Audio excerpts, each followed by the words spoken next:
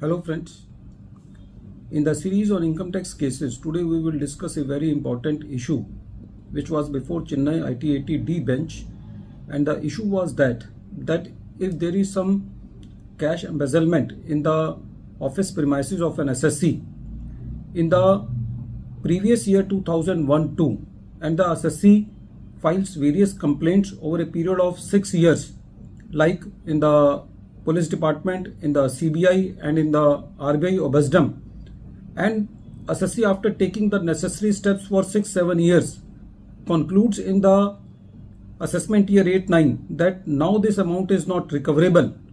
So in that case, in which year the SSC is to be allowed the loss of cash embezzlement, whether in the year in which the cash is actually embezzled or in the year in which the SSC has exhausted all the remedies to recover that amount.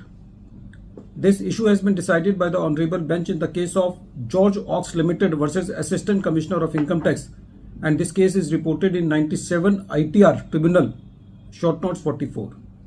The date of the judgment is 30th June 2022. The facts of the case are like this. In the present case, the SSC is in the business of automobile spare parts. In the previous year 2001-2, some employees of the SSC, with connivance with the bank officials, withdrew a cash of rupees 1,07,35,908 by doing the fraud signature of the signatories of the company. And when the SSC came to know about this, the SSC filed the police complaint in 2001. The SSC filed the complaint before the CBI and also filed an FIR, and even the SSC in the year 2004 also tried to recover the amount by proving that even the bank officials were involved in this and filed the complaints in Bank Obasdam. After taking so much of the steps, the SSC could not recover any amount from the persons who has done this fraud on the SSC. So ultimately in the previous year 7-8, the SSC decided to write off this amount as a loss in the profit and loss account.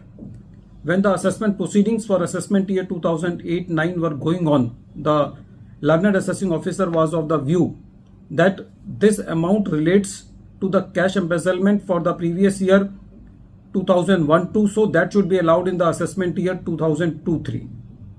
But the assessee's point of view was that how the assessee can say in the assessment year 2002-2003 that this amount is actually become bad, because the assessee has taken a number of the steps to recover that amount, and when the assessee exhausted with all the remedies, only then the assessee can say that now this amount is not recoverable. But the assessing officer was not convinced, so he made the addition of the amount of the cash embezzlement which has been claimed by the assessee as a loss, which has been upheld by the CIT appeal. When this matter came before the tribunal said that in the present case there is no doubt that the event has happened in the previous year 2001-2, but the assessee cannot say in that year that this amount has become bad.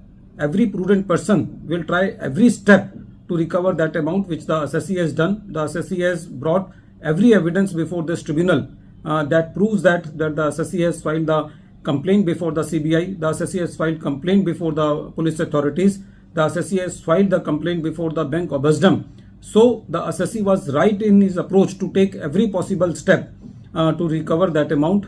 It was the viewpoint of the tribunal that if the assessee has write off this amount in 2001-2, then the department will say that the assessee has not taken any steps.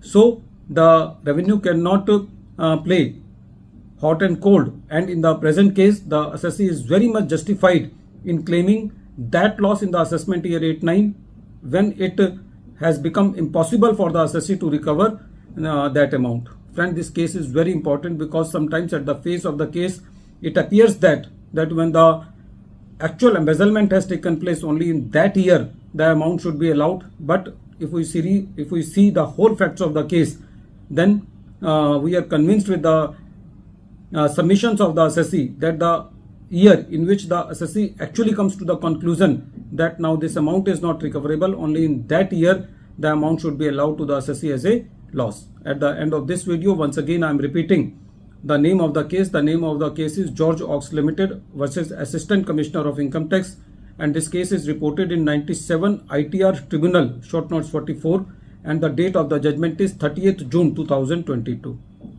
Thank you, friends.